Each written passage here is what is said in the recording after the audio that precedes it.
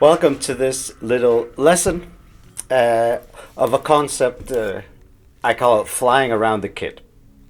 And it's something I've been playing with that I want to share with you. It's an idea about how to get around the kit in an easy way and not practice getting around the kit and how to think about it in a pretty structured way. So the idea is when we want to get around the kit, we want to be able to go both ways. And we want to be able to go between the different instruments and have a very systematic way of doing that. So what we're going to be doing is we're going to use odd groupings. And then the last note of every grouping is going to be the turnaround, meaning the place where we start going the other direction. So we're always going to play an instrument that's right next to the one we're at. So let's say we're playing on the toms. I will play a 5, a grouping of 5. So it will be. And then it turns around here at the last one. So you go. And it helps to kind of play some accents in there. So we go.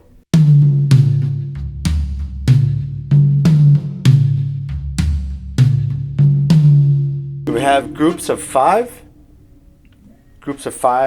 going first to the right hand side and then to the left hand side, and we're always leading with the right hand when we're going to the right side and the left when we're going to the left side. So we start to think of it in groupings, and then you're actually going to find it's going to be very easy to move around the kit if you do that a bit. And there's a lot of cool stuff you can start doing. So let's just do the 5. So you got to get a feel for how it feels in 4/4 later on, but let's just think of it as 5, like 5/8 for example, or 5/16.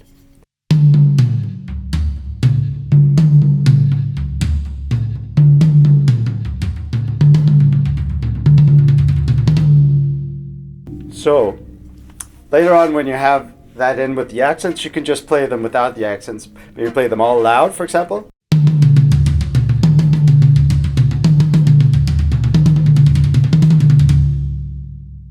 So you're still thinking and this is a very cool way to start finding new rhythms. Now, let's go to the smallest unit. The smallest unit is going to be 3.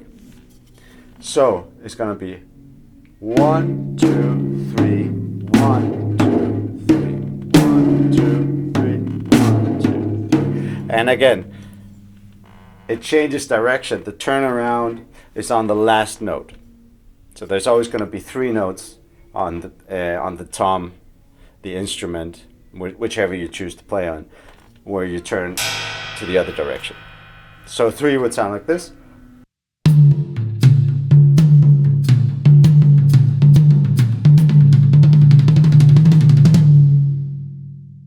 Now we can start putting these together. So let's say I'm just going to put them together in different ways here.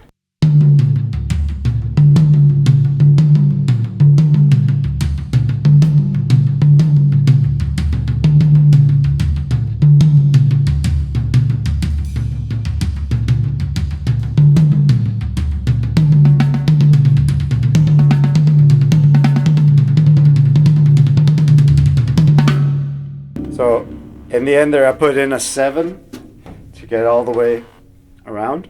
Now you can do whatever you want. You could put as many in as you want, and you could start playing them between different instruments as well. So you could go.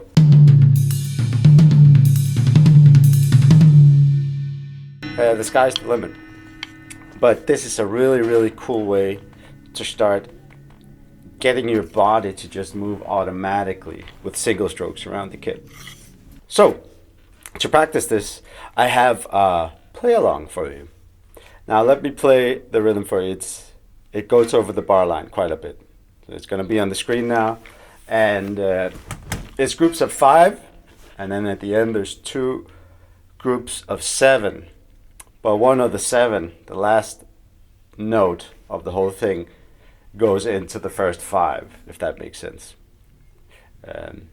Let me show it to you. You're gonna have to work this out yourself.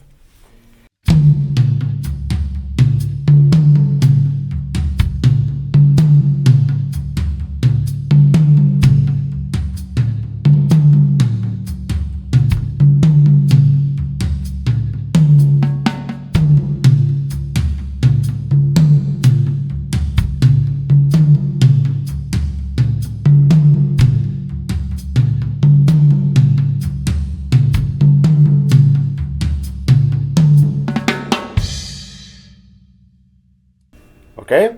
So I was playing the kick drum there and all the downbeats. Now, work this one out, but it's really going to help you just getting around. And then you could kind of try different patterns by yourself, but this is a good one to kind of get familiar with it. So, let's try that with a backing track.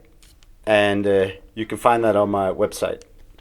Just imagine you're at the beach. You've done well because you're practicing. So you should be proud of yourself. That's the idea of this cheesy track. Enjoy. It's okay to be cheesy once in a while. Let's do this. We're at the beach. Finally, back at the drum kit.